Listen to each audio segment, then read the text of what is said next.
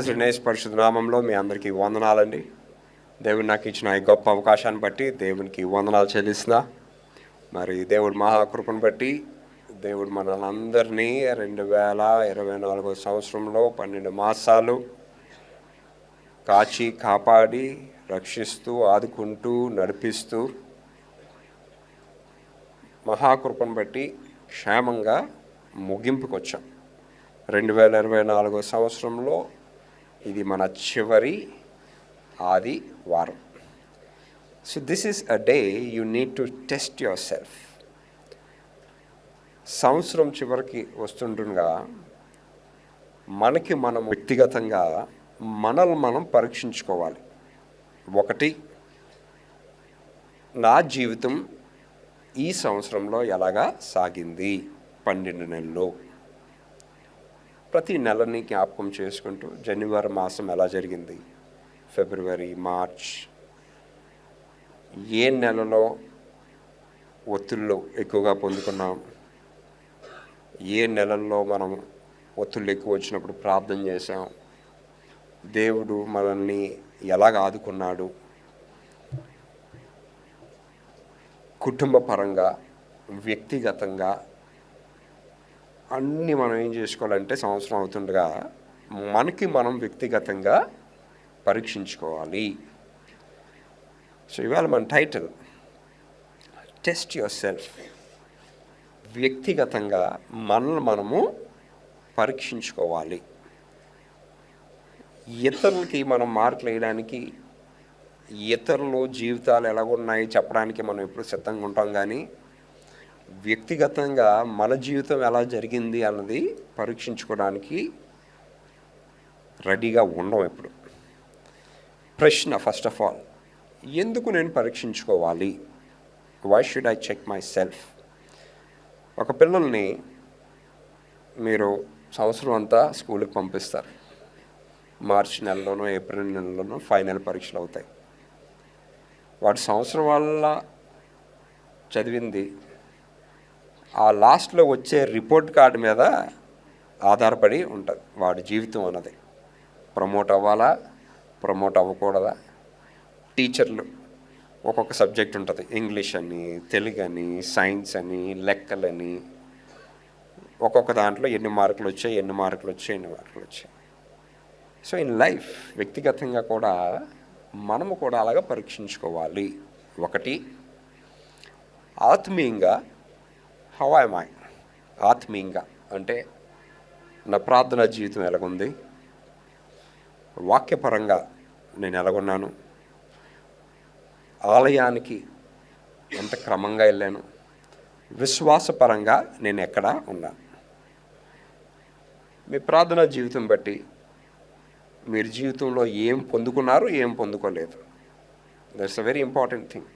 అందరూ ప్రార్థన చేస్తారు, కూర్చున్న వాళ్ళు అందరూ ప్రార్థన చేస్తారు, కానీ ప్రార్థన చేసినవన్నీ మీరు పొందుకోవటం లేదు.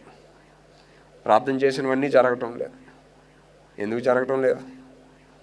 పాత నిబంధనల దినాల్లో వాళ్ళు ఒక విజ్ఞాపన చేస్తే, ఒక ప్రార్థన చేస్తే దేవుడు ఇలాగా సమాధానం ఇచ్చేవారు. ఎందుకు ఆ జవాబు రావటం లేదు?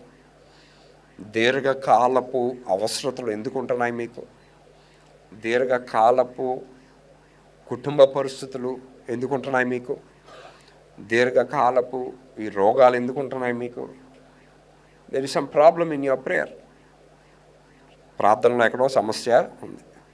ఎందుకు? మన ప్రార్థనలు ఎప్పుడు విజ్ఞాపన ప్రార్థనలే తప్ప మీ ప్రార్థనలో క్షమాపణ, మీ ప్రార్థనలో మీ తప్పుదారు ఒప్పుకోవడం, మీ ప్రార్థనలో స్తుతులు, మీ ప్రార్థనలో కీర్తనలు, మీ ప్రార్థనలో మారు మనసు అన్నది లేదు. So we're not right. క్రమంగా జీవించకుండా మళ్ళీ ఒక పక్క ప్రార్థన చేయడం, దిస్ ఇస్ అ కాంట్రడిక్షన్ అన్నమాట. అంటే మీ ప్రార్థనా జీవితానికి మీ వ్యక్తిత్వానికి ఏమిటి లేదు, సంబంధము లేదు. ఇప్పుడు కొందరు ఉంటారండి, నీతి మాటలు బాగానే చెప్తారు కానీ నీతి కలిగి జీవించరు. మీరు మాట్లాడడం వేరు, కలిగి ఉండడం వేరు.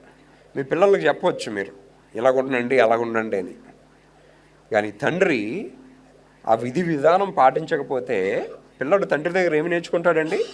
మా తండ్రి ఏం చేస్తున్నాడో అదే పాటించాలని అనుకుంటాడు. బోధ వెలదు, ఏం చేస్తున్నారో అది పాటిస్తారు. So if you fail in your testimony, మీ సాక్ష్యంలో కానీ మీరు ఇఫ్ యు ఆర్ ఫెయిలింగ్, మళ్ళీ దానికి ప్రార్థన జోడిస్తుంటే ఏమవుతుందంటే కాంట్రడిక్ట్ అవుతున్నాయి అన్నమాట, అంటే సంబంధం లేకుండా ఉంటున్నాయి. సో మొట్టమొదటిగా టెస్ట్ యువర్ సెల్ఫ్. 2, ఈ సంవత్సరం అంతా బాగా జరిగిందండి అని మీరు అనుకుంటే ఎదిగారా, ఇంకా కిందకి వెళ్ళారా? ఓకే, ఆత్మీయంగా ఎదిగారా, ఆత్మీయంగా కిందకి వెళ్ళారా? కుటుంబ ప్రేమలో, ఓకే, మీ కుటుంబస్తుల ప్రేమలో ఎదిగారా, తగ్గారా? మీ భర్త పట్ల మీకు ప్రేమ పెరిగిందా, మీ భర్త పట్ల ప్రేమ తగ్గిందా? మీ భార్య పట్ల ప్రేమ పెరిగిందా, మీ భార్య పట్ల ప్రేమ తగ్గిందా? మీరు కారణాలు ఎత్తుకోవచ్చు. వాళ్ళ పాపము, వీళ్ళు పాపము, వీళ్ళు పాపి, వాళ్ళు పాపి. మనం ఎందుకున్నాం? మీ కుటుంబస్తుల గురించి ప్రార్థన చేయడానికి కదా మీరు ఉన్నారు. వీఆర్ నాట్ హియర్ ఇది బాగాలేదంటే డిలీట్ చేసాం కదా, అంటే తీసి పారవేయం కదా. ఇప్పుడు మీ కొడుకు నచ్చలేదు అనుకోండి, మీకు విసిరివేయం కదా. మీ కూతురు నచ్చలేదంటే గెట్అవుట్ అనేం కదా. ఏం చేస్తాం? ప్రార్థన చేస్తాం, నచ్చ చెప్తాం, బాగా అవ్వాలని ట్రై చేస్తాం. So you try to rectify it కదా. సో ఎంతమంది ప్రేమలో మీ కుటుంబంతో, అంటే భర్తతో లేదా భార్యతో విభేదాలు పెరుగుకుంటూ వచ్చాయా, లేదా ప్రేమ పెరిగిందా? If there is no love, ప్రేమ అన్నది పెరగకపోతే, విచ్ మీన్స్ మీ కుటుంబంలో ఏక మనసు అనేది లేదు. ఐక్యత, అన్నదమ్ముల మధ్యన, అక్క చెల్లెల మధ్యన, మీ తోటి బంధువులతోటి ఐక్యత పెరిగిందా, విడిపోయారా? గొడవలు ఆడుకుంటూ వెళ్ళిపోయారా? విభేదాలు పెరిగాయా? అసూయలు పెరిగాయా? ఇవాళ ముఖం చూడకుండా లేదా పోలీస్ స్టేషన్స్, కోర్టులకు వెళ్ళారా? Where are you? అది చెప్తుంది మళ్ళీ మీ ఆత్మీయ జీవితము ఎక్కడ. మరి ప్రాముఖ్యంగా సమాధానం. మీరు పడుకున్నప్పుడు ప్రశాంతంగా పడుకుంటున్నారా, లేదా ఒక ఆందోళనతో పడుకుంటున్నారా? How is it? ప్రతిదీ మీరు ఏం చేయాలంటే ఒక్కొక్కటి టిక్ పెట్టుకోవాలి. పాస్టర్ గారు ఈ మొక్క చెప్పారు, కరెక్టే కదా. కుటుంబ పరంగా ఎక్కడున్నాను, బంధువులతో ఎలాగున్నాను, స్నేహితులతో ఎలాగున్నాను, సంఘంతో ఎలాగున్నాను, సమాజంలో ఎలాగున్నాను, ఎదిగేనా, పడిపోయానా? ఆరోగ్యపరంగా దేవుడు ఏం చెప్తున్నాడండి? మీ అవయవాలన్నీ తాకుతానంటున్నాడు, మీ దుమ్ములన్నీ బలం చేస్తానంటున్నాడు. ఆరోగ్యపరంగా మీరు బాగయ్యారా? జనవరి మాసం నుంచి ఫిబ్రవరి మాసానికి మాత్రలు తగ్గినాయా, మాత్రలు పెరిగినాయా? ఇంజెక్షన్లు తగ్గినాయా, ఇంజెక్షన్లు పెరిగినాయా? ట్రీట్మెంట్ తగ్గిందా, ట్రీట్మెంటు పెరిగిందా? మీరు కారణాలు చెప్పచ్చు. వయసు అయ్యి కొద్దీ రోగం వస్తుంది అండి అని. దేవుడికి అసాధ్యమైంది ఏమీ లేదు. So check yourself. ఎవరిని నిందించాల్సిన పని లేదు, ఎవరిని ఏం అనవలసిన పని లేదు. చెక్ యువర్ సెల్ఫ్, మీ మట్టుకు మీరు. తర్వాత ఆర్థికంగా జనవరి మాసంలో ₹1,00,000 అప్పండి, డిసెంబర్కి వచ్చేసరికి 3,00,000 అయిపోయిందండి. ఎదుగుతున్నారా, పడిపోతున్నారా? అప్పు చేసి వాహనాలు కొనను, అప్పు చేసి బంగారాలు కొనను, దాన్ని ఏదో ఘనతగా భావించడం, అది మీ బుద్ధిహీనత. అప్పు చేయకుండా మీరు ఏదన్నా పొందారంటే అది దీవెన. అప్పు చేసిన దాంతో సంబరాలు పడవలసిన పని మీకు లేనే లేదు. ఆ ఒక పూట సంబరం, ఆ సాక్ష్యం కూడా దొంగ సాక్ష్యమే. ఎలా చేయాలి ప్రార్థన? దేవుడా, కాకుల ద్వారా పంపించేవు, నాకు ఒక బ్యాగ్ తెచ్చి పడేస్తాడండి వచ్చి ఆయన. నమ్మకం ఉందా? పాస్టర్ గారండి మీరు ఎలాగే చెప్తారు కదా, అసాధ్యం అండి. It is possible, it is possible. దేవుడికి సాధ్యం. Where are you financially? ఆర్థిక పరంగా మీరు ఎలాగున్నారు? పడిపోయారా, ఎదిగారా? ఇవన్నీ మీరు ప్రశ్నించుకోవాలి సంవత్సరం అయిపోతుంటుండగా.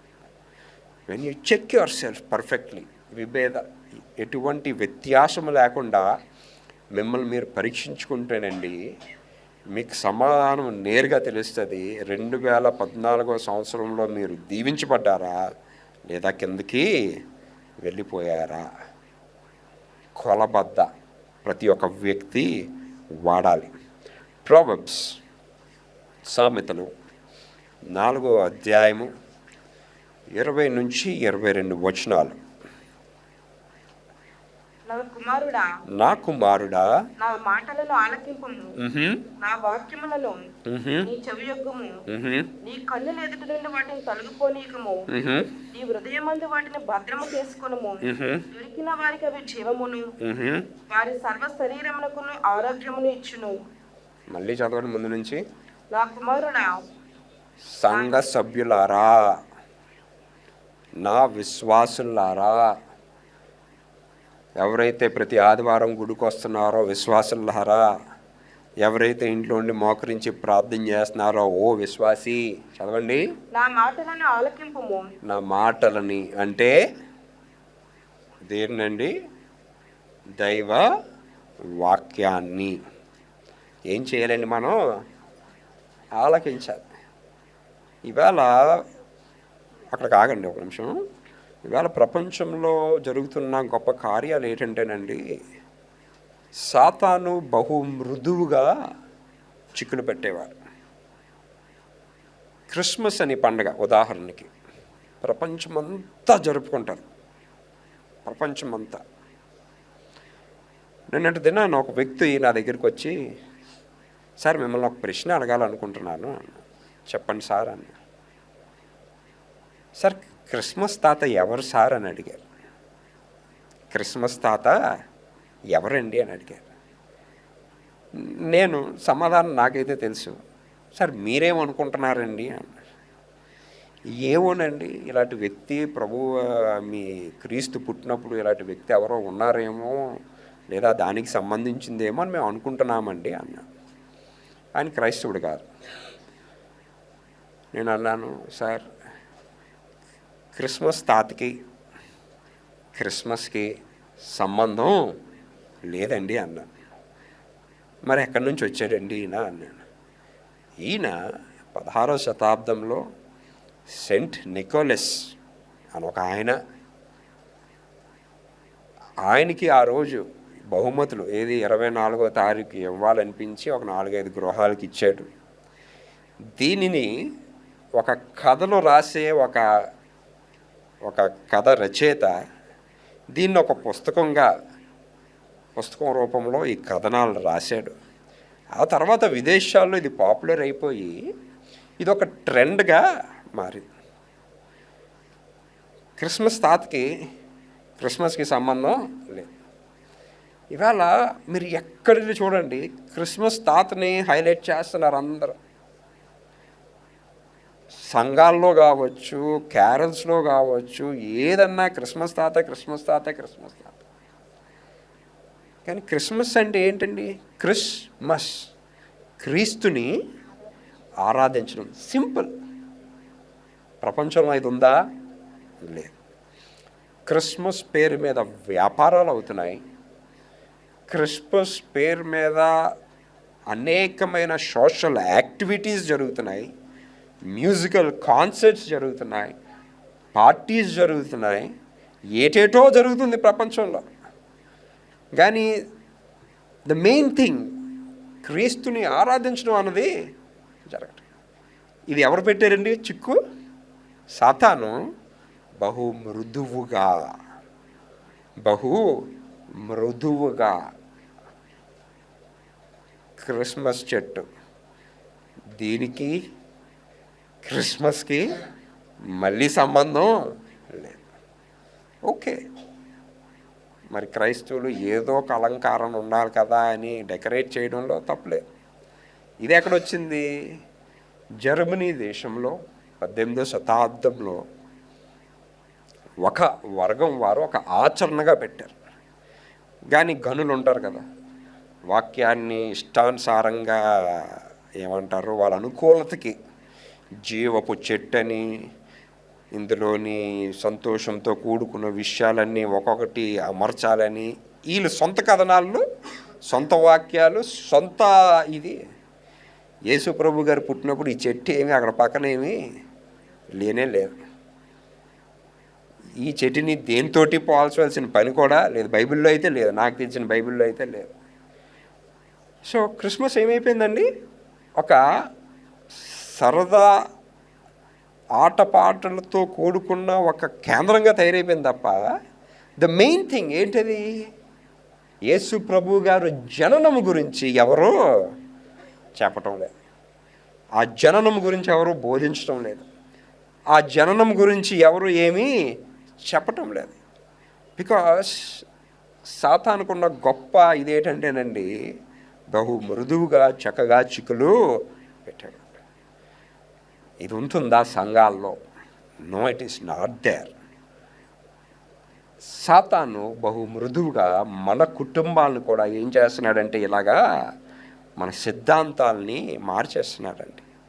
సో ఒకటి మనం ఏం తెలుసుకోవాలంటే, చదవండి. నా కుమారుడా నా మాటలను ఆలకింపుము. నా మాటలు అంటే దేవుని వాక్యంలో ఉన్న మాటల్ని ఆలకింపుము. నా వాక్యములకు నీ చెవియొగ్గుము. నా వాక్యానికి, నా ఆజ్ఞలకి, నా హెచ్చరికలకి, నా బోధలకి మీరందరూ ఏటివ్వాలండి? చెవి ఇవ్వాలంటే వినడమే కాదు, విని వెంబడించడం, విని ఆచరించడం, విని పాటించడం. విని ఆచరించకపోతే ఎన్ని ఆదివారాలు మీరు గుడికి వచ్చినా ఇట్స్ అ వేస్ట్. నా వాక్యాన్ని వినండి, ఆచరించండి. ఇంకా నీ కన్నుల ఎదుట నుండి వాటిని తొలగిపోనీయకము. వాటిని తొలగిపోకుండా ఆ వాక్యాన్ని ఆధారం చేసుకొని జీవించండి. నేను తప్ప వేరే ఒక దేవుడు మీకు ఉండకూడదు. గివ్ ప్రయారిటీ టు గాడ్ అండి మీ జీవితంలో.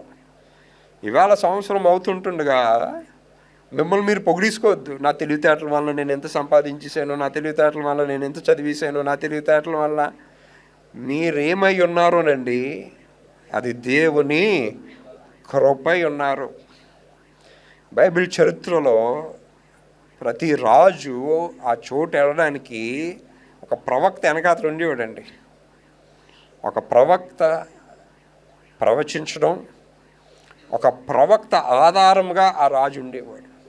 కానీ ప్రతి రాజు బైబిల్లో పడిపోవడానికి కారణం ఏంటి తెలుసండి? వాళ్ళు దేవుని కన్నా ఎక్కువగా భావించి వాళ్ళ జీవితాల్లో నిర్ణయాలు తీసుకున్నారు. మనిషి ఎప్పుడు దేవుడి కన్నా ఎక్కువ అవ్వకూడదండి. మీరు దేవునితో ఎప్పుడు పోల్చుకోకూడదండి. You have no right. మీకు ఏ కోసాన నేను దేవునితో అట్టి రీతిలో ఉంటాను అన్న మాటే తప్పండి. It is sad, it is sad. కానీ మనిషి ఏమైపోతున్నాడంటేనండి, కొద్దిపాటు దీవెన రాగానే ఏమైపోతారండి, వాళ్ళు దేవుళ్ళు అయిపోతారు. ఐఎమ్ టెల్లింగ్ యూ, రాజులు కావచ్చు, ఆ తర్వాత ఈ లోకంలో మనం చూసిన గొప్ప వ్యక్తులు కావచ్చు, దేవుడు అని మాటకి దేవునికి ఆ స్థానం ఇచ్చినప్పుడల్లా వాళ్ళు ఇక్కడ ఉండేవారండి. దేవుని కన్నా ఎక్కువ అవగానే దేవుడు వాళ్ళని జోకర్స్గా ఇదే సమాజంలో తయారు చేశాడండి. అండ్ ఐఎమ్ టెల్లింగ్ యూ, మనం ఏమై ఉన్నామో అది ఆయన కృపై ఉన్నాము. సో మీరు దేవుడి కన్నా ఎక్కువ అని మీరు అనొచ్చు, నేను ఎలాగండి దేవుని కన్నా ఎక్కువగా? లేదు, నేను ప్రార్థన చేస్తున్నాను కదా, నేను ఇది చేస్తున్నాను. నో, మీ నిర్ణయాల్లో, మీ ప్రణాళికల్లో దేవుని చిత్తానుసారమైన నిర్ణయం ఉందా? That is where you have to think. మీ నిర్ణయాల్లో, మీరు చేసే ప్రణాళికల్లో దేవునికి ఇష్టమైన విధి విధానాలు ఉన్నాయా? ఎందుకంటే ఇతర మత వాళ్ళు వచ్చి మనల్ని ఎందుకు ఇలా మాట్లాడుతున్నారు? వాళ్ళ అన్నంలో తప్పేం లేదండి, వాళ్ళ అన్నంలో ఏం తప్పు లేదు, కరెక్టే కదా. ఇక్కడేమో క్రైస్తవులు అంటున్నాం, సర్టిఫికెట్లేమో వేరే మతం వారని మీ సర్టిఫికెట్ చెప్తుందండి. అంటే యూఆర్ నాట్, నా రక్షకుని నేను నమ్ముకున్నానని, నా దేశానికి, నా దేశ సంఖ్యల్లో కూడా నేను అలా ఉండాలని మీరెవరు ఆశించడం లేదు. ఎందుకంటే మీకు రాయితీలు కావాలి. మళ్ళీ ఎవరికి చోటు అడుగుతున్నామండి, దేవుడా నా జీవితాల్లో కార్యము చెయ్యు. No, it will not happen. అవ్వదండి, అలాగా అవ్వదు. You have to make sure మీరు ఏదైతే దేవుణ్ణి ఆరాధిస్తున్నారో పూర్ణ హృదయముతో ఆయనకి. ఇప్పుడు నా తండ్రి గారు ఎవరండి? విక్టర్ ప్రభాకర్ గారండి. నేను బయటికి వెళ్ళి ఇంకొక మీటింగ్లోని మా తండ్రి గారు ఈయన కాదు ఇంకొక పేరు చెప్పాను అనుకోండి, ఉదాహరణకి ఈయన ఎలాగోలాగా ఒక వీడియోలోనే ఏదో విన్నారనుకోండి, ఈయనకి బాధ వేస్తుందా? ఇదా నా కుమారుడు కదా, నేను పెంచాను కదా, పెద్ద చేశాను కదా, మరి నా కుమారుడని చెప్పుకోవడానికి ఎందుకు నామోషి? చెప్పుకోవాలి కదా, నేను ఆయన కుమారుని నేను బయటికి వెళ్ళాక కూడా చెప్పుకోవాలి కదా. మీకు ఏంటండి నామోషి? మీకేంటి నామోషి? యేసు ప్రభువు నా సొంత రక్షకుని అని చెప్పడానికి మీకేంటి నామోషి? అలాంటి వాళ్ళు వాక్యాలు చెప్తున్నారు, అలాంటి వారు బోధలు చేస్తున్నారు, అలాంటి వాళ్ళ బోధలు వినడానికి ప్రజలు కూడా వెళ్తున్నారు. తప్పు బోధ చేస్తున్నది కాదు. అలాంటి వ్యక్తుల దగ్గరికి, నా దగ్గరికి వచ్చి ఒక వ్యక్తి అన్నాడు, సార్ నేను సర్టిఫికెట్లో నేను ఇంకా ఇదే కానీ వాక్యం మాత్రం బలంగా చెప్తానండి. ఆ వాషింగ్ పౌడర్ నిర్మ చేశాను ఆయనకి హైదరాబాద్లో. It's not right. You have to qualify first. మనకుందా అలాగా? మళ్ళీ ఎవరి కార్యాలు చేయాలనుకుంటున్నాం? కానీ ఇప్పుడు వాక్యం ఏం చెప్తుంది అంటే, మీరు నా మాటలు విని గైకొని ఉండినట్లా నీ కన్నుల ఎదుట నుండి వాటిని తొలగిపోనీయకము, నీ హృదయమందు వాటిని భద్రము చేసుకొనుము, దొరికిన వారికి అవి జీవమును. నీ హృదయంలో భద్రం చేసుకోండి. ఇది దొరికిన వారికి బహుమతిగా మీకు వచ్చేది ఏంటంటే జీవము. You will live. ఆదాము అవ్వ జీవించేవారు. ఇప్పటి వరకు ఆ పండు తిన్నంతసేపు, పండు తిన్నాక కూడా లోకానుసారంగా జీవించారు, కానీ ఆత్మీయంగా వాళ్ళు పడిపోయారు. అప్పటి వరకు నగ్నంగా ఉన్నారని వాళ్ళకి తెలియలేదండి. అంత పవిత్రంగా ఉండేవారు. అంటే దట్ ఈస్ హౌ ప్యూర్.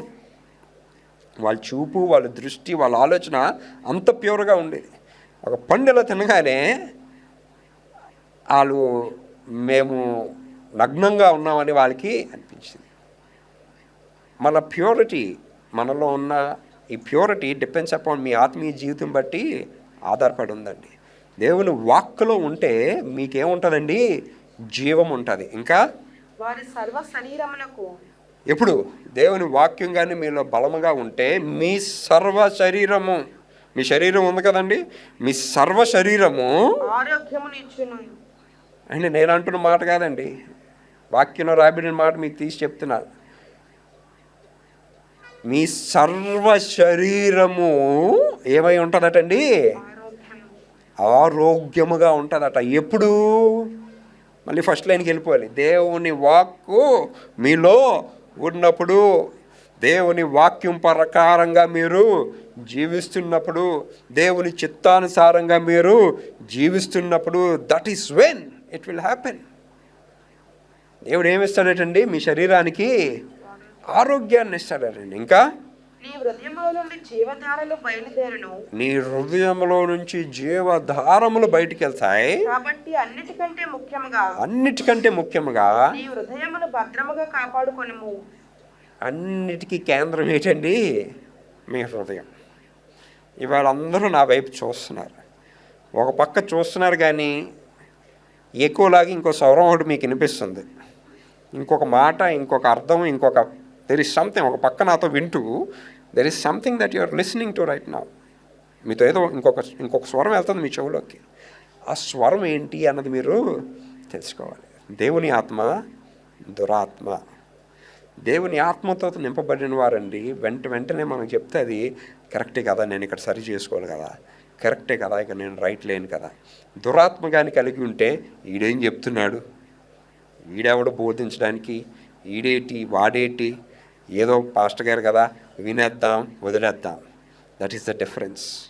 దేవుని ఆత్మకి ఈ స్వరము, ఎటువంటి స్వరము ఈ సమయం వింటున్నారు? సో ఒకటి, టెస్ట్ యువర్ సెల్ఫ్. రెండోది రిపెంటెన్స్. నేను గత శుక్రవారం, ఆ ముందు శుక్రవారం, ఆ శుక్రవారం ప్రార్థన వచ్చిన వాళ్ళందరికీ చెప్పాను. అప్పటికి 12 రోజులు ఉండేవి. నేను అన్నాను, రోజుకి ఒక నెలని జ్ఞాపకం చేసుకుంటూ ఒక కృతజ్ఞత, ఆ నెలలో ఒకవేళ ఏదన్నా పాపం చేశారేమో అన్ని పాపాల నిమిత్తము ఆ ప్రార్థన మీరు చెయ్యండి. జనవరి మాసంలో ఇంకా మీకు 3 రోజులు ఉంది. జనవరి మాసంలో దేవుడా నేను ఏ తప్పులు చేశాను మీకు గుర్తొస్తాయి. ఏ విభేదాలు ఎవరి మధ్య నేను పెట్టేశాను, నా స్వార్థంతో నేను ఏ పనులు చేశాను, మీకు కనిపించిన తప్పిదాలన్నీ జనవరి నెలలో ఏంటి, ఫిబ్రవరి నెలలో ఏంటి, మార్చి నెలలో, ఈ నెల వరకు లైన్ బై లైన్ గుర్తు తెచ్చుకోండి. ప్రతి ఒక్క విషయం గురించి, అయా ఆ రోజు ఆ నెలలో నేను తప్పు చేశాను, నన్ను క్షమించు. ఆ రోజు నేను ఆ అబద్ధం ఆడాను, నన్ను క్షమించు. ఆ రోజు నేను తప్పుడు సాక్ష్యాన్ని పలికాను, నన్ను క్షమించు. నా స్వార్థము కోరి నాకు కానిది నేను ఇతరుల దగ్గర దోచుకున్నాను, నన్ను క్షమించు. ఆస్క్ గాడ్ ఫర్ ఫర్గివ్నెస్ అండి. మీకు 2025 సంవత్సరం దీవెనకరంగా ఉండాలని ఆశించినట్లయితే మేక్ షూర్ ఈ సంవత్సరంలోనే, దేవుడా నేను ఈ సంవత్సరంలో చేసిన తప్పిదాలు అన్నిటి బట్టి నన్ను క్షమించు.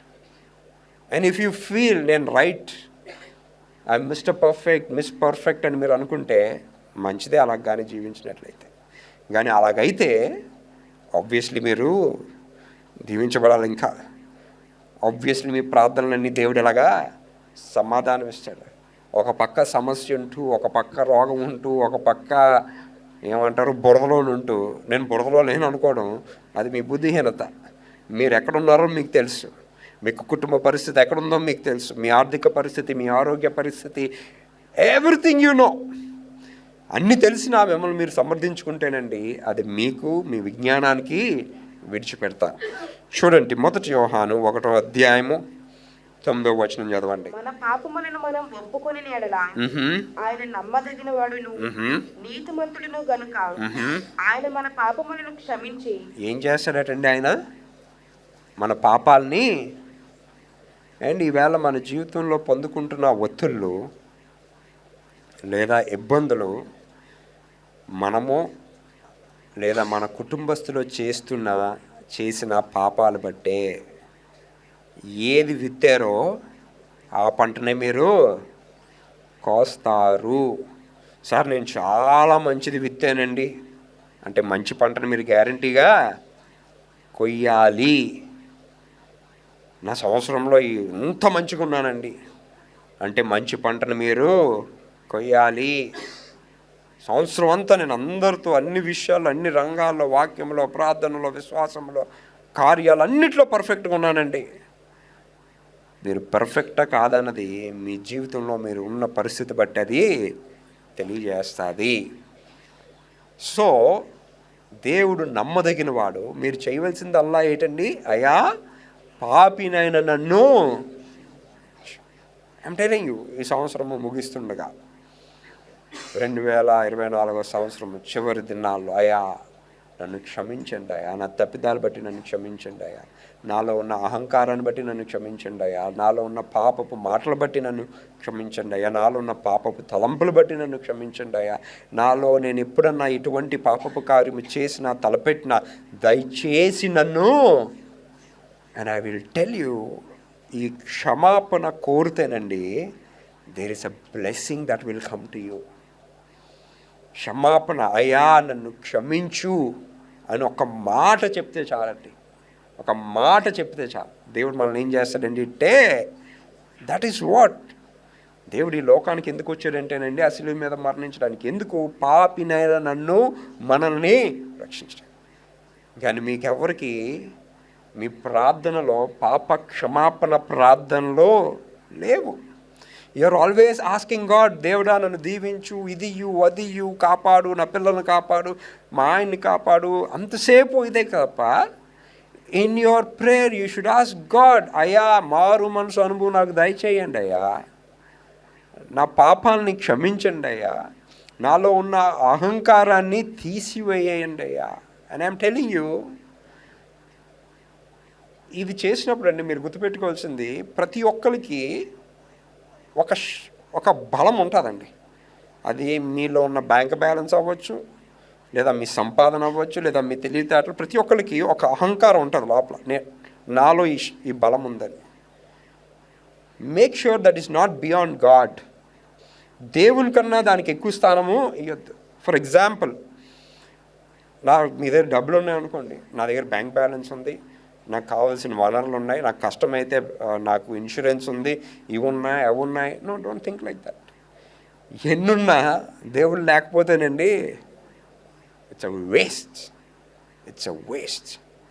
సో వాక్యం ఏం చెప్తుందండి, చదవండి చివరి మొక్క. ఆయన మన పాపములను క్షమించి, ఆయన మన పాపాలని క్షమించి సమస్త దుర్నీతి నుండి, సమస్తమైన దుర్నీతి నుండి మనలను పవిత్రులుగా చేయును. మనల్ని ఏం చేస్తాడటండి? పవిత్రులుగా చేస్తాడు. మీరు చేయవలసిందల్లా ఏంటి? ప్రేయర్ సెల్కి 5 లక్షలు పంపించాలా? వాళ్ళమ్మే ఆ ఇజ్రాయేల్ ఇసుక, ఆ ఇజ్రాయేల్ మట్టి, నూనె, నీళ్ళకి లక్షలు ఖర్చు పెట్టాలా? లేదా కర్చీఫ్ కొనుక్కోవాలి ఎక్కడికన్నా వెళ్ళి? కర్చీఫ్ అలా ఇలా కొనేసి ఇలాగంటే అయిపోద్ది. ఇంకెందుకండి, మనం అన్నీ ఆపేసుకొని కర్చీఫ్లు కొనేసుకోవడమే, లేదా నూనెలు ఇసుకలు కొనుక్కోవడమే. రక్షణ అనేది మీకు ఉచితంగా వచ్చిందండి. రక్షణ మీ అందరికీ ఉచితంగా వచ్చిందండి. మీరు దాని గురించి డబ్బులు చెల్లించక్కర్లేదు, మీ శరీరాన్ని శ్రమ పెట్టుకోక్కర్లేదు, ఏమీ చేయక్కర్లేదండి. మోకరించి ఆయా పాపినైనా నన్ను, కానీ ఆ ప్రార్థన చేయడం మనకేమవుతుంది? కష్టమవుతుందండి. చూడండి, ఒకటి ఈ సంవత్సరం అయిపోతుండగా చేయవలసింది, అయ్యా నా తప్పిదాన్ని క్షమించు. ఇంకొకటి కూడా చెయ్యాలి. మార్కు సువార్త 11వ అధ్యాయము 25వ వచనం. మీకు ఒకని మీద విరోధం ఏమైనా కలిగి ఉన్నడనా, మీకు 2024 సంవత్సరంలో విలన్స్ ఉంటారు కదా మనకి, ఎవరి మీదన్నా విరోధము లేదా గొడవ లేదా ఫైటింగ్ ఎవరితో అయిందనుకోండి, వాళ్ళతో మీరు నిలవబడి ప్రార్థన చేయనప్పుడు ఎల్లను వారిని క్షమించుడి. ఏం చేయాలండి? ఆ వ్యక్తిని క్షమించాలి. ఎస్, ఆ వ్యక్తి మీకు చాలా హాని తలపెట్టారు. ఎస్, మిమ్మల్ని చాలా ఇబ్బంది పెట్టాడు. ఎస్, మీరు ఆర్థికంగా పడిపోవడానికి, మీరు మానసికంగా పడిపోవడానికి ఆ వ్యక్తి లేదా కుటుంబమో అయి ఉండొచ్చు. కానీ వాక్యం ఏం చెప్తుందండి? ఆ వ్యక్తిని ఏం చేయాలి? మీరు క్షమించాలి. You are not able to do it. మీరు అది నిజంగా చేయలేకపోతున్నారండి వేళ. ఇక్కడ మనం అంటాం, సార్ ఎవరన్నా పర్లేదు సార్, ఆ వ్యక్తిగాని వస్తేనా, ఆ వ్యక్తిగా వేలు కూడా ఇలాగే ఉంటుంది, ఆ వ్యక్తిగాని వస్తేనండి. మీరు ఏం చేస్తున్నారు? మళ్ళీ ప్రార్థన చేస్తున్నారు. మీ ప్రార్థనలు కప్పు కూడా, if you are not able to forgive, మీరు ఒక వ్యక్తిని క్షమించలేకపోతే, నేను చెప్తుంది వాళ్ళతో ప్రయాణం చేయమని నేను అంటలేదు, వాళ్ళతో చెయ్య పట్టుకొని నేను నడమంటం లేదు, నేను వాళ్ళతో ఏకీభించమంటం లేదు. నేను చెప్తుందల్లా మీ శత్రువులను ఏం చెయ్యాలి? మీకు సగం మెంటల్ టెన్షన్ ఎందుకు తెలుసండి? వాళ్ళని క్షమించలేకపోతున్నారు కనుక. వాళ్ళు దీవించబడుతుంటే మీకు ఆందోళన. పాపం చేసిన వాళ్ళని దేవుడు దీవిస్తున్నాడండి. అన్యాయంగా ఉన్నోళ్ళకి అన్ని మంచి జరుగుతున్నాయండి. న్యాయంగా ఉంటున్నాను, న్యాయంగా జీవిస్తున్నాను, నాకు అన్ని కష్టాలే. అన్యాయంగా ఉన్నవారు, వాళ్ళ అబ్బాయి చాలా అన్యాయంగా ఉండేవాడు, వాళ్ళ అమ్మాయి చాలా అన్యాయంగా ఉండేది, వాళ్ళ బ్రతుకులే బాగున్నాయి. ఏది విత్తేరో లెక్క తోచ తప్పకుండా ఆ పంటని కోస్తారు. కొయ్యకుండా ఉండాలి అంటే ఒకే ఒకటి, వాళ్ళ జీవితంలో మధ్యన మార్మన్స్ పొందేశారు అనుకోండి, దేవుడు వాళ్ళ క్షమాపణ అంగీకరించారు అనుకోండి, then it's a great thing.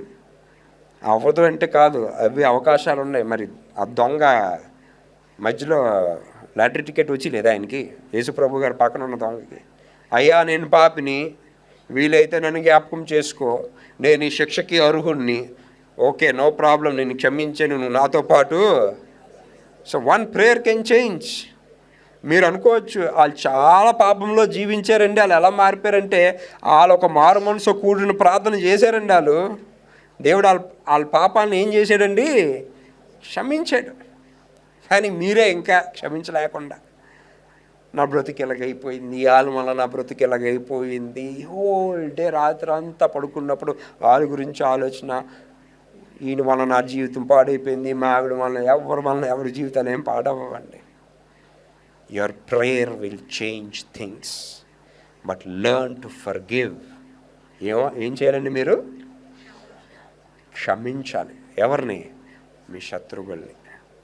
ఈ సంవత్సరం అవుతుంటుండగా మనస్ఫూర్తిగా మనం ఎలా క్షమిస్తాం తెలుసండి? నేను నిన్ను క్షమించాను, కానీ నువ్వు అలా రోజు అలా పాపం చేసావు, అయినా నిన్ను క్షమించాను. నువ్వు ఆ రోజు ఇది చేసావు, అయినా నిన్ను క్షమించాను. నువ్వు ఇప్పటికీ చేస్తున్నావు, అయినా నిన్ను క్షమించాను. క్షమాపణ అంటే ఏంటంటే ఆ విషయాన్ని ఏం చేయాలి? కడుక్కోవాలి. కొందరు అత్తగారులకి మామగారులకి ఈ గుణం గొప్పగా ఉంటుందండి. పెళ్ళైనప్పుడేమో సాక్ష్యం చెప్తారు, మా అబ్బాయికి నేను ఏమి కట్నం తీసుకోలేదండి, మా అమ్మాయికి నేను ఏమి కట్నం తీసుకోలేదండి.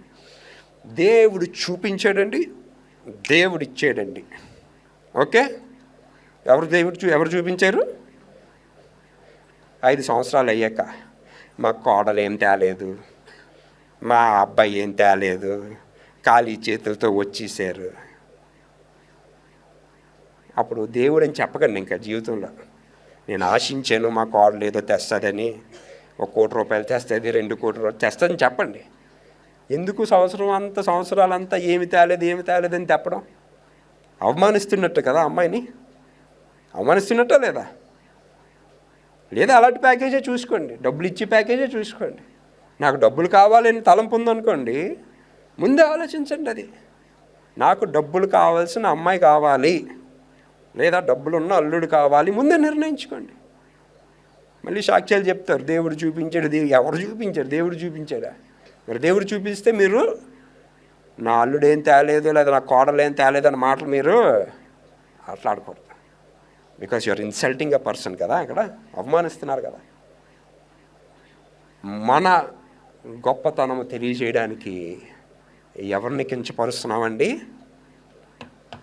మన కుటుంబస్తులనే కించపరుస్తున్నాం. దీనివల్ల మీకు ఏమి ఉపయోగం? మీరేమన్నా గొప్ప అవుతున్నారా? నో. లర్న్. ఏం చేయాలండి మనం? క్షమించాలి. మేబీ ఆ టైంలో వాళ్ళు వివాహం చేసుకున్న టైంలో వాళ్ళ దగ్గర అంత లేదేమోనండి, లేదు కాబట్టి ఆ నిస్సహాయ స్థితిలో వాళ్ళు పెళ్లి చేసుకున్నారండి. అది మీరు కోరుకున్నారు కాబట్టే పెళ్లి చేసుకున్నారండి. మేబీ ఆ తర్వాత వాళ్ళ జీవితాల్లో గొప్ప కార్యాలు జరిగిండొచ్చు. బట్ డోంట్ ఎక్స్పెక్ట్, ఎవరి దగ్గర నుంచి ఏమి ఆశించొద్దండి. మనకి ఎందుకు తెలుసండి విభేదాలు? ఆశ. వాళ్ళు ఇది ఎందుకు ఇవ్వలేదు, వీళ్ళు ఎందుకు ఇవ్వలేదు. ఐఎమ్ టెల్లింగ్ యూ అండి, మీరు ఒక వ్యక్తిని క్షమించకపోతే, ఆ వ్యక్తిని అలా దెప్పుకుంటూ ఉంటే అది మీకు ఆశీర్వాదము కానే కాదు. Learn to forgive people. ఎవరు మిమ్మల్ని ఇబ్బంది పెట్టిన వాళ్ళు, మిమ్మల్ని సమస్య పెట్టిన వాళ్ళు, ఈ సంవత్సరం ముగిస్తుండగా లర్న్, అయ్యా నేను ఆ వ్యక్తిని క్షమిస్తున్నాను. ఆ క్షమించే మనస్సు, తలంపు, వివేకము, జ్ఞానము నాకు దయచేయండి. మత్తయి సువార్త 6వ అధ్యాయము 15వ వచనం చదవండి. మీరు మనుషుల అపరాధములను క్షమింపకపోయిన, మీరు మనుషుల అపరాధాన్ని క్షమించకపోతే మీ తండ్రి మీ అపరాధములను క్షమింపడు. మీ తండ్రి మీ అపరాధములను క్షమించడు. యేసు ప్రభు గారి లోకంలో ఉన్నప్పుడండి ఉపమాన రూపంలో ఇవన్నీ వీటన్నిటి గురించి బోధించాడండి. అండ్ ఐఎమ్ టెల్లింగ్ యూ, మీరు తెలుసుకోవాలి, మీరు మీ శత్రువుల్ని మీకు ఇబ్బంది పెట్టిన వాళ్ళని క్షమించకపోతే ఎవరు మిమ్మల్ని క్షమించరు? దేవుడు మిమ్మల్ని క్షమిస్తారా క్షమించరా అన్నది మీ వివేకానికి విడిచిపెట్టేసినాం. ఆ తర్వాత సమాజంలో క్రైస్తవులుగా ఎలాగుండాలి? ఎఫెస్సీలు 4:32. ఒకని ఎడల ఒకడు దయ కలిగి కరుణా హృదయులై క్రీస్తునందు దేవుడు మిమ్మల్ని క్షమించిన ప్రకారము మీరును ఒకరిని ఒకళ్ళు క్షమించాలి. మొట్టమొదటగా వాడబడిన మాట ఏంటంటే ఒకని ఎడల ఒకడు దయ కలిగి ఉండాలి. ఐఎమ్ టెల్లింగ్ యూ, కొన్నిసార్లు కొందరు వ్యక్తుల్ని దేవుడు దీవిస్తాడండి. ఓకే, మిమ్మల్ని ఒక మంచి స్థానంలో పెడతాడు. మిమ్మల్ని ఆ స్థానంలో ఎందుకు పెడతాడంటే దేవుడు 10 మందికి దీవెనకరంగా ఉంటారు, 10 మందికి దయ కలిగి ఉండాలని. దయ కలిగి ఉంటున్నావా మనం? మీ అన్నదమ్ములకో అక్క చెల్లెలకో ఏదో అవసరత వచ్చిందండి, వాళ్ళకి ఏదో లోటు ఉందండి, ఎవరికన్నా వెళ్ళి ఎప్పుడైనా సహాయం చేశామా ఈ సంవత్సరంలో? Did we ever do it? ఎవరికన్నా ఒక చిన్న సహాయం చేశామా? మా కుటుంబంలో ఒకసారి ఒక దినాన్న ఒక వ్యక్తి, మా బంధువే ఆయన, ఆ రోజు ఆయన రేషన్, కాయగూరలు, బియ్యము అన్నీ పట్టుకొని వచ్చాడండి. ఆయన వాస్తవానికి ఆ రోజు మా ఇంట్లో పరిస్థితి అవి లేవు. మా ఇంట్లో ఆర్ నాట్ హ్యావింగ్. అలాగని ఎవరన్నా ఆయనకి చెప్పారా? చెప్పలేదు. ఎవరు చెప్పారు? ఓకే, ఒకసారి అయింది. ఇదే సంఘటన రెండోసారి కూడా అయ్యింది. మన సంఘ సభ్యులే, దొన్నపర్తికి సంబంధించిన వ్యక్తి ఆమె, అవన్నీ ఆమె కూడా అలాగే పట్టుకొని వచ్చింది. అప్పుడు కూడా మా ఇంట్లో అవసరత ఉంది. ఎస్, మమ్మల్ని చూడగానే అనుకోవచ్చు వీళ్ళకేమండి అనుకోవచ్చు, కానీ ఆ టైంలో ఆ అవసరత మాకు ఉంది అని ఎవరికి నేను మాట్లాడుతుంది ఏంటండి? బేసిక్ గురించి నేను మాట్లాడుతున్నాను. బేసిక్ ఆహారం గురించి నేను మాట్లాడుతున్నాను. కాకుల ద్వారా ఆహారం పంచలేని వాక్యంలో ఎలాగుందో నేను మా జీవితంలో, మా కుటుంబంలో అది నేను సాక్ష్యంగా 2 సార్లు ఆ సంఘటనలు మేము అనుభవించాం. వాళ్ళు వచ్చి ఆ రేషన్ ఇచ్చి అవన్నీ ఇచ్చారు. They were the angels. దేవదూతల పరిచర్య వాళ్ళు చేశారు. మీరు ఎంతమంది దేవదూతల పరిచర్య అలాగ చేశారో, ఎన్ని కుటుంబాల్లో, ఎన్ని వ్యక్తులకి ఎటువంటి సహాయం చేశారు? మీకు డబ్బా కొట్టిన వాళ్ళకి సహాయం చేయడం గొప్ప కాదు. డబ్బా బ్యాచ్ ఉంటారు కదా, కచేరీ పొగుడుతుంటారు, సార్ మీరు ఇంతటి వారు అంతటి వారు, వాళ్ళకి సహాయం చేయడం గొప్ప కాదు. ఐడెంటిఫై ద నీడ్, అవసరతని చూసి పేదవాడికి సహాయం చేయడం, ఇట్ ఈస్ అ బ్లెస్సింగ్. చేస్తున్నావా మనం? దేవుడు మిమ్మల్ని అందరినీ దీవించాడు, మీ పరిధిలో దీవించారు. ఏ చిన్న సహాయం అన్నా ఎవరికన్నా చేశారా ఈ సంవత్సరంలో? ఏ బంధువుకన్నా కష్టం వస్తే మీరు వెళ్ళి ఆదుకున్నారా? ఐఎమ్ టెల్లింగ్ యూ, దేవుని నామానికి ఘనతలు చెల్లాలని నేను చెప్తున్నాను. There are sometimes people call me, సభ్యులు కాదు బయట వాళ్ళు, నేను ఎవరి సభ్యులతో మాట్లాడలేను, బయట వాళ్ళతో మాట్లాడు. నాకు కొన్నిసార్లు ఏదో సహాయం కోరుతారు, లేదా ఇక్కడని అక్కడని. All I have to do ఒక ఫోన్ కాల్ చేయడమే నా వరకు. కానీ దేవుడు నాకు అవకాశం ఇచ్చాడు. ఆ ఫోన్ కాల్ వలన వాళ్ళకి ఒక ఉద్యోగం రావచ్చు, వాళ్ళకి ఒక పని అవ్వచ్చు, ఏదో అయిపోవచ్చు. సో దేవుడు నాకు అవకాశం ఇచ్చాడు, వాళ్ళకి నేను ఆ సహాయము. మనలో అంత గొప్పతనం అంటే సహాయం చేసే అవకాశం ఉన్నా నేను వీడికి ఎందుకు సహాయం చేయాలి, ఆ వ్యక్తికి ఎందుకు సహాయం చేయాలి? సో ఇన్ దిస్ ఇయర్ 24వ సంవత్సరంలో కూర్చొని ఆలోచించండి. వర్ యూ ఈవెన్ ఒక్కరికన్నా సహాయపడే విధంగా మీరున్నారా? ఒక పేదవాడికి, ఒక అవసరంలో ఉన్నవాడికి సహాయపడే విధంలో ఉన్నారా మీరు? అండ్ మీరు సహాయం చేసినప్పుడు ఆ సహాయం గురించి మరి ఎవ్వరికి, మూడో కంటికి కూడా తెలియకూడదు, వేరే చెవికి కూడా వెళ్ళకూడదు. పరలోకమందున్న తండ్రి అది చూస్తాడండి. 24వ సంవత్సరం అంతా ఎంతసేపు ఇన్కమింగేనా? అవుట్ గోయింగ్ ఉందా అసలు? మనకి అవుట్ గోయింగ్ ఉందా? ఎవరికైనా సహాయం చేశామా? ఎవరికైనా ఏమన్నా పెట్టామా? చిన్న పిల్లడికి ఏమన్నా పెట్టామా? ఓకే, నేను అంటుంది ఆర్థికది పక్కన పెట్టండి సార్, నేనే ఆర్థికంగా బాగాలేను, నేను వేరే వాళ్ళకి ఆర్థికంగా అక్కర్లేదండి. అనేకమైన కుటుంబాలు ఇవాళ మానసిక రోగంతో ఉన్నారు. మీరు వాళ్ళకి వెళ్ళి చక్కగా మాట్లాడండి, వాళ్ళతో వాళ్ళని ఆదరించండి, దేవుని వాక్యాన్ని చెప్పండి. గత వారంలో నేను ఒక పెద్ద కుటుంబ వ్యక్తుల్ని కలిసి, చాలా పెద్ద కుటుంబ వ్యక్తులు అంటే సమాజంలో చాలా పేరున్న వ్యక్తులు అనమాట. ఆ ఆవిడ నా దగ్గరికి వచ్చింది మాట్లాడుతూ, ఈవిడ మా చెల్లండి అన్న. ఆవిడ వయసులో చాలా పెద్ద ఆవిడ, చాలా ఆస్తున్నారు, everything is like way too big in their life. అంటే మామూలు సామాన్యమైన వ్యక్తులు కాదు, వాళ్ళు ఎక్స్ట్రాడినరీ లైఫ్ జీవిస్తారనమాట. అంటే ఇంట్లో 10 మంది పనోళ్ళు, డ్రైవరు, యూనిఫామ్తో ఉన్న డ్రైవరు, యూనిఫామ్తో ఉన్న పనోళ్ళు, that is the kind of life.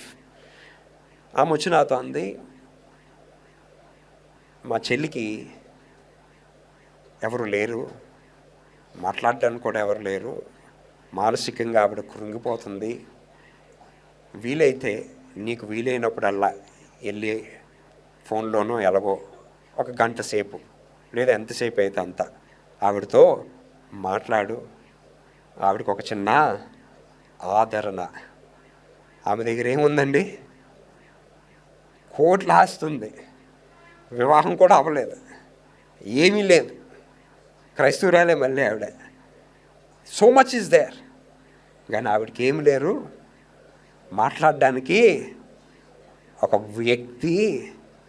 And I was thinking, ఇవాళ కుటుంబాలు, కొడుకులు, కూతుర్లు అంతా ఉన్నోళ్ళు, వాళ్ళు ఏ దీవెనలో ఉన్నారో వాళ్ళకి తెలియదండి.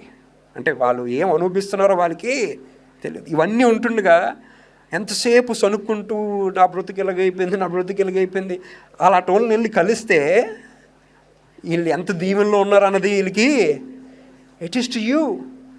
ఇవాళ మీకు కుటుంబం ఉందండి, భార్య అని ఒక వ్యక్తి ఉన్నారు, భర్త అని ఒక వ్యక్తి ఉన్నారు, పిల్లలు, మనవడు, మనవరాళ్ళు, యూ హ్యావ్ అ ఫ్యామిలీ.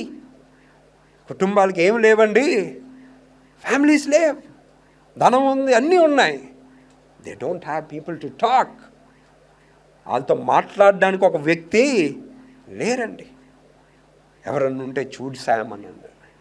ఏముంది మేడం, వీలైనప్పుడల్లా నేను మాట్లాడతాను, ఆవిడతో కూడా నా ఫోన్ నెంబర్ ఇచ్చి, మీకు ఎప్పుడు ఒంటరితనం ఫీల్ అయినా, మీకు ఎప్పుడు మాట్లాడాలన్న నాతో ఫోన్లో మాట్లాడండి. And trust me, I talk to many people. అలాగా నేను చాలా మందితో నేను అలాగా మాట్లాడతానండి.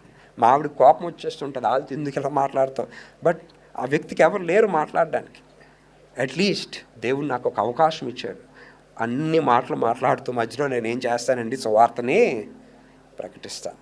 అయా చిన్న ప్రార్థన చెయ్యండి, అయా వాక్యానుసారంగా వాక్యం ఎలాగలా చెప్తుంది, విధి విధానాలు అవి చిన్నగా పాటిస్తే చాలండి, దేవుడు మీ జీవితంలో కార్యాలు చేస్తాడు. ఐఎమ్ టెల్లింగ్ యూ, దేవుడు ఆ కార్యాలు చేస్తాడండి.